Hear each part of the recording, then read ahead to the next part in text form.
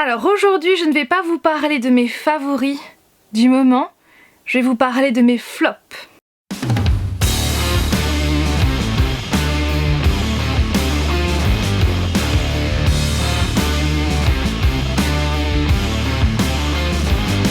Hey vous, j'espère que vous allez bien. Je suis ravie de vous retrouver aujourd'hui pour une vidéo que je fais très rarement, si ce n'est jamais sur la chaîne, puisqu'à chaque fois je vous parle de mes favoris du moment, mais je ne vous parle jamais de mes flops du moment.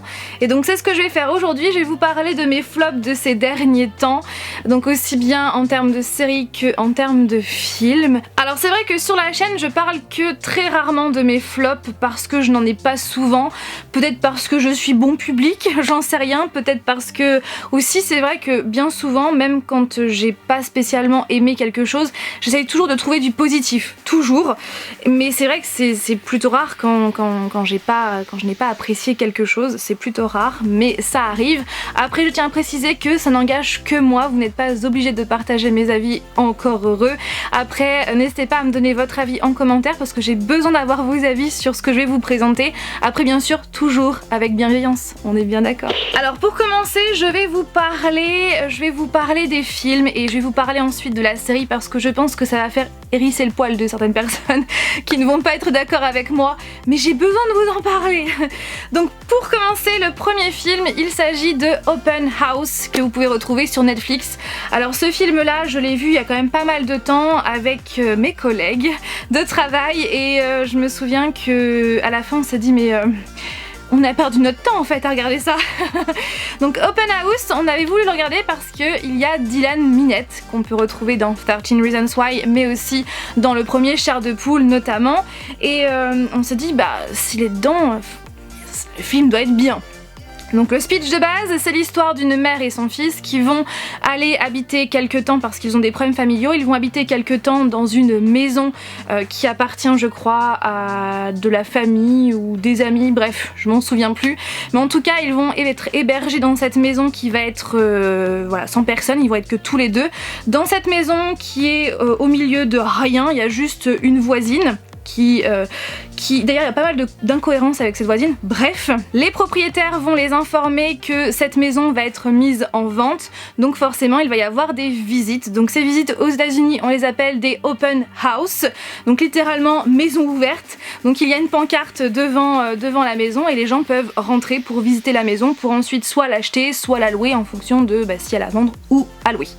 Donc du coup pendant cette période là, la mère et son fils vont s'apercevoir qu'il y a des choses étranges qui se passent, surtout le fils, voilà, des choses qui changent de place, des choses qui disparaissent, des problèmes dans le sous-sol avec le chauffe-eau ou je sais plus trop quoi. Alors l'idée de base, je trouve qu'elle a du potentiel, cette histoire de maison ouverte et qu'il y a des choses étranges qui se passent par la suite. Je trouve que l'idée de base a du potentiel.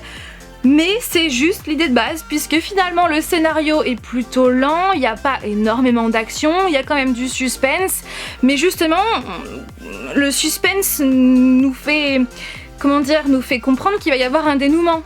Sauf que la fin est des plus frustrantes, il n'y a pas de dénouement, c'est-à-dire que on n'a pas réellement de fin en fait.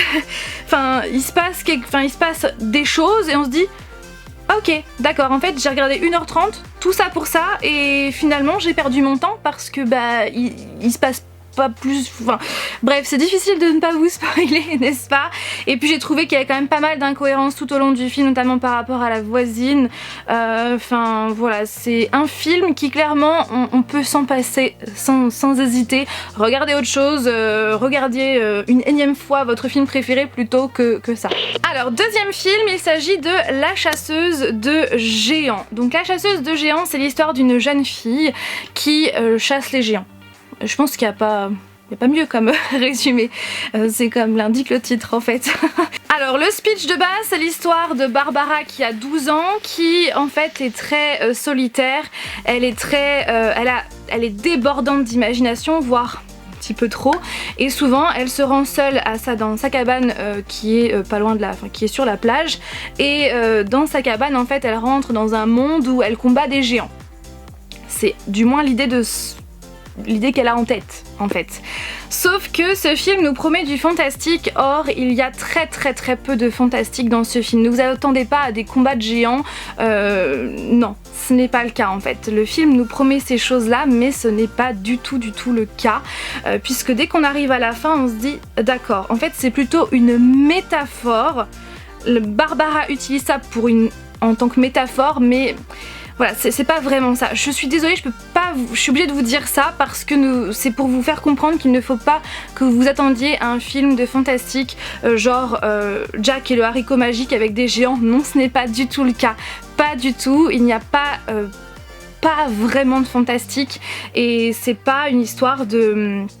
comment dire, de fantastique, non, c'est plutôt une métaphore qui est plutôt touchante effectivement vu la fin, mais voilà, je pense que vous avez rien compris à ce que j'ai dit, mais voilà, c'est ma façon à moi de vous dire, et finalement c'est ça qui me déplaît, c'est que l'affiche nous promet vraiment des choses, la bande-annonce aussi, mais finalement ce n'est pas du tout le cas, et on a été très déçus avec Flavien. Donc au départ on a voulu, justement c'est la bande-annonce et l'affiche, et aussi le fait que sur l'affiche ça soit marqué par les producteurs de Harry Potter, qui tout de suite on s'est dit mais clairement il doit être génial quoi, on va avoir affaire à des combats de géants et tout, à du fantastique pur et dur, non en fait pas du tout, donc ne vous attendez pas du tout à ça. Et puis en plus de ça il n'y a pas vraiment d'action, donc ouais, passez plutôt votre chemin. Alors là ce film là c'est pas vraiment un flop, mais disons que j'ai été déçue. Je pense que j'ai mis peut-être la barre un petit peu trop haute, étant donné que j'avais tellement aimé le premier film, je me suis dit que forcément le 2 va être tout aussi bien, voire plus. Mais non. Il s'agit donc de la suite de À tous les garçons que j'ai aimés, donc c'est PS Je t'aime toujours, si je ne dis pas de bêtises. L'histoire de base, c'est l'histoire de Lara Jean, donc dans le premier tome, de Lara Jean qui a écrit quand elle était plus jeune plusieurs lettres qui étaient destinées aux garçons qu'elle aimait. Sauf que ces lettres-là, elle ne les a jamais envoyées, elle les a laissées stockées dans une boîte. Sauf que des années plus tard, donc lorsque Lara Jean est au lycée, la petite sœur va avoir l'idée d'envoyer ces lettres-là réellement au destinataire. Tous les prétendants vont recevoir leurs lettres, notamment Peter, qui est joué par Noah Centineo, et je ne vous en dis pas plus. Clairement, j'avais tellement aimé le premier film parce que ça sort des films de romance que j'avais l'habitude de voir, parce que c'est vraiment un film qui est frais, avec Lara Jean qui est vraiment une héroïne qui sort des sentiers battus, qui sort des héroïnes ordinaires. Noah Centineo joue parfaitement bien, bref, j'ai adoré ce premier film, vraiment avec des petits rebondissements. Voilà, c'était vraiment un film, une bouffée d'air frais.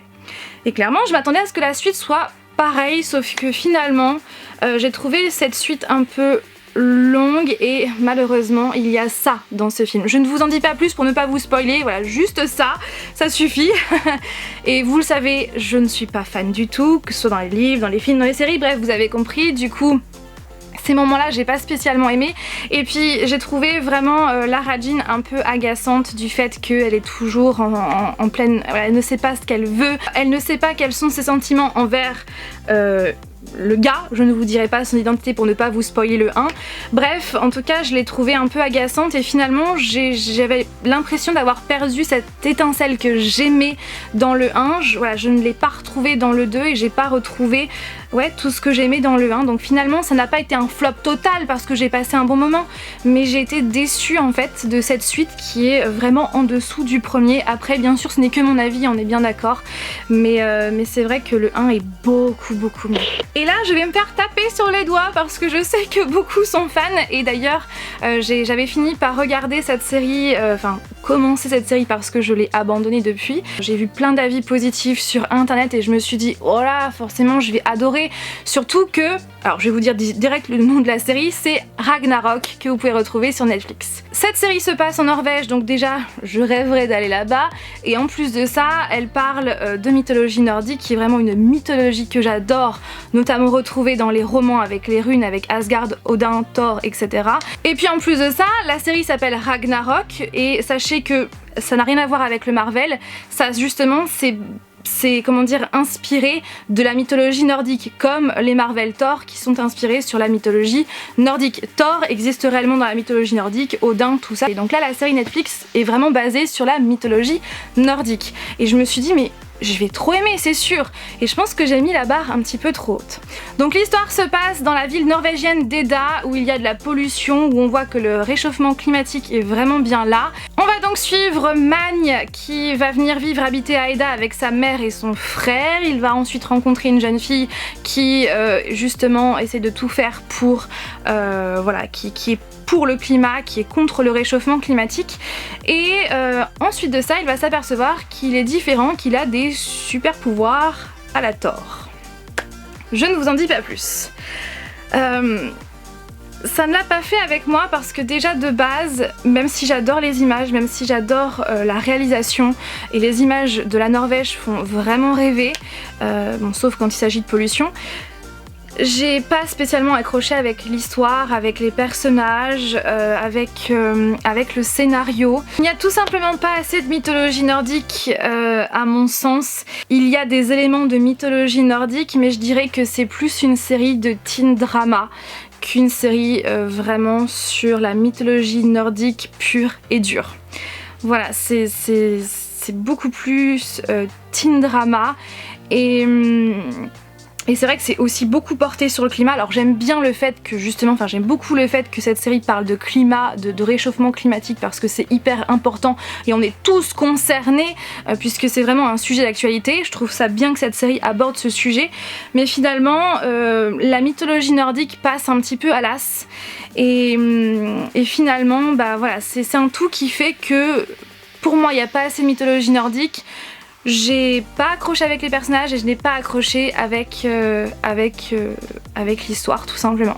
Donc voilà pour mes flops de ces derniers temps. J'espère que cette vidéo vous a plu.